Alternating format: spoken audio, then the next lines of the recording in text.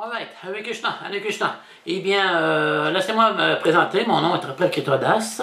Prakrita qui veut dire non matériel et Dasa qui veut dire serviteur. Je suis donc le serviteur de ce qui n'est pas matériel, donc de Krishna. Je suis un serviteur de Krishna. En fait, je suis dévot depuis 1976. Donc, ça fait déjà 40 ans que je suis dévot. J'ai joint à ce moment-là, j'avais 28 ans. Et j'en ai maintenant, en 2015, 68. Je suis rendu un vieil homme, ouais. Je veux vous dire aussi que je ne vis pas dans un temple. J'ai joint la conscience de Krishna dans un temple ici à Montréal, mais après un certain temps, j'ai quitté. J'ai laissé la conscience de Krishna pendant quelques années. Et en 1999, je suis revenu. J'ai recommencé à réciter le nombre de tours, de chanter Hare Krishna chaque jour. Et depuis 1999, eh bien, je suis redevenu vraiment un dévot de Krishna. Bien, en fait, j'enseigne. En fait, je pratique la conscience de Krishna. Je ne suis pas un pur dévot, mais j'y aspire. J'aspire. Pur dévot veut dire une personne qui est complètement en amour avec Krishna. Qu'est-ce que le mouvement pour la conscience de Krishna enseigne? Enseigne comment nous pouvons développer notre amour pour Krishna, pour Dieu, la personne suprême. Premièrement, nous devons connaître qui est Dieu, qu'est-ce qu'il fait, qu'est-ce qu'il mange, quelles sont ses activités, et après, nous pouvons l'aimer. Nous ne pouvons pas aimer une personne dont nous ne connaissons pas. Excusez-moi. Il ne faut pas aimer une personne que nous ne connaissons pas.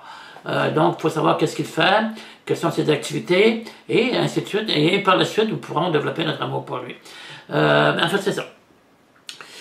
J'enseigne aux gens comment ils peuvent pratiquer la conscience de Krishna de leur demeure. Il n'est pas obligatoire de vivre dans un temple. Beaucoup de gens pensent que nous devons vivre dans un temple pour progresser spirituellement. Non. Vous pouvez pratiquer la conscience de Krishna de votre demeure.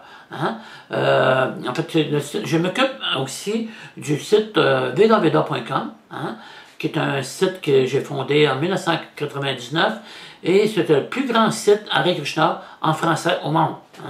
Enfin, qui compte plus de 40 000 pages de HTML, c'est pour ceux qui se connaissent un peu. En fait, c'est grand, vous pouvez tout trouver, ce dont vous avez besoin, sur ce site-là. Vraiment, tout y est. C'est vraiment un site complet. Il y a vraiment de beaux choses incroyables. Il y a près de 600 vidéos aussi, que j'ai, avec le temps, depuis les années, que j'ai produit. Aussi bien, je dois dire, j'ai eu de l'aide de certaines personnes qui ont côtoyé, dont la principale personne, un de mes amis en Suisse, qui m'a aidé beaucoup, qui est très ami avec moi, qu'on est très amis, et il m'aide de la Suisse, bien entendu. Je veux vous dire aussi que je suis très disponible. Si vous avez des questions, je suis disponible par téléphone, je suis disponible par Internet, courriel, texto, n'importe quoi. Vous pouvez même me visiter chez moi si vous voulez. Me fera toujours plaisir de répondre à vos questions. Je suis là vraiment pour ça et puis ça va vraiment me faire un grand plaisir de pouvoir collaborer avec vous et de pouvoir vous expliquer un petit davantage cette philosophie de la conscience de Krishna qui est la plus grande philosophie au monde. On demande aux gens d'étudier les livres Prabhupada, que tous les livres Prabhupada a écrit plus de 80 livres, les livres des fois de 400-500 pages. Il a fait le tour du monde 14 fois. Il a ouvert 108 temples. Il a présenté la conscience de Krishna partout sur la planète. Avant, je parlais justement avec un ami après-midi que j'ai rencontré sur la rue. Je lui disais que le mouvement n'a pas progressé. En fait, le mouvement a progressé beaucoup.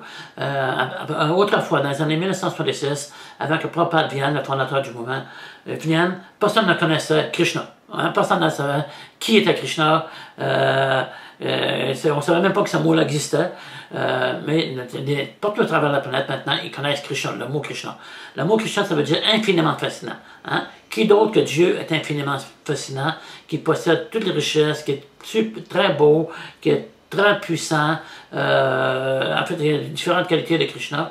Et nous apprenons cette qualité, nous apprenons à connaître cette personne, qui est la personne suprême, qui est le Dieu, la personne suprême. Nous apprenons à la connaître et, comme je l'ai dit au tout début, nous apprenons à l'aimer.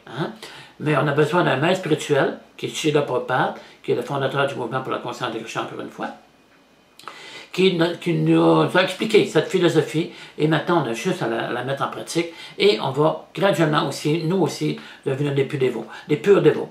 Fait que j'enseigne aux gens comment pratiquer à la maison, par le site Veda Veda. Hein? Et puis, c'est ça. Ça fait qu'encore une fois, bien, vous êtes vraiment invité à venir me contacter, et me fera plaisir vraiment de pouvoir vous éclairer sur cette grande philosophie de la conscience de Krishna. C'est une philosophie qui demande à être étudiée et qui demande à être en pratique, hein, à être mise en pratique. Et voilà, chers amis, bien, je vais terminer. Je vais vous dire une chose auparavant. N'oubliez pas, chantez Hare Krishna, Krishna, Krishna, Hare, Hare, Hare Rama, Rama Rama, Hare Hare, et votre vie deviendra sublime. Hare Krishna, et à bientôt. Hare Krishna.